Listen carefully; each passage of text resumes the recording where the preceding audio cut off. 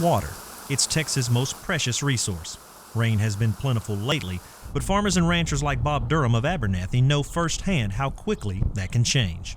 We had to sell out due to the drought here in 11, and we decided then that we need to try to capture some of this runoff water.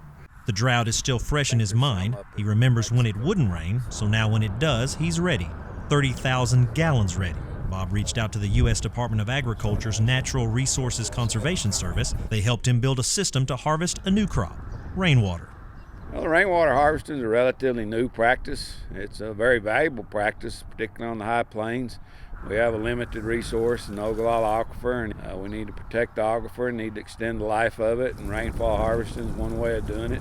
Now 6 gray tanks sit behind Bob's 2 barns. Gutters catch the water and send it to a pipe, which separates the first flow of rainwater, which is normally the dirtiest. Once that pipe fills, the clean water flows into the 5,000-gallon tanks. From there, gravity carries the water through underground pipes to cattle troughs in Bob's pastures. Of the 10 pastures on his ranch, 8 are fed by rainwater.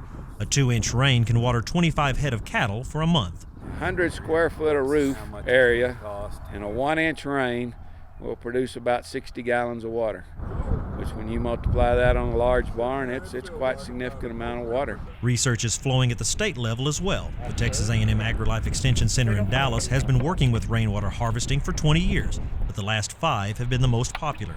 Much of their research is focused on residential uses, but interest in agricultural use is growing, mainly for watering livestock, but there's a flood of potential. It's getting popular for firefighting. We have a lot of people just wanting to put up very, very large cisterns and storing that water just in case there's a grass fire.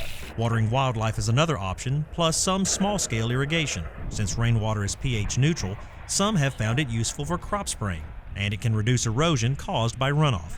It's another option for agriculture. It may not replace surface water or groundwater, but it can be a vital part of conserving and preserving this natural resource, both in the country and the city.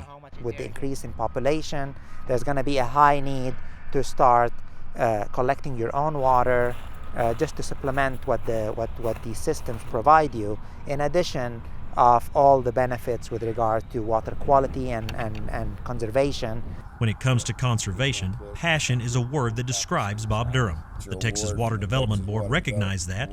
He recently won the Texas Raincatchers Award, a first in agriculture. To say he's pleased is an understatement. I'm proud, and I'm proud I was selected #1 in the state. That's quite an honor as far as I'm concerned. It's just so important that we save our water, underground as well as surface water too.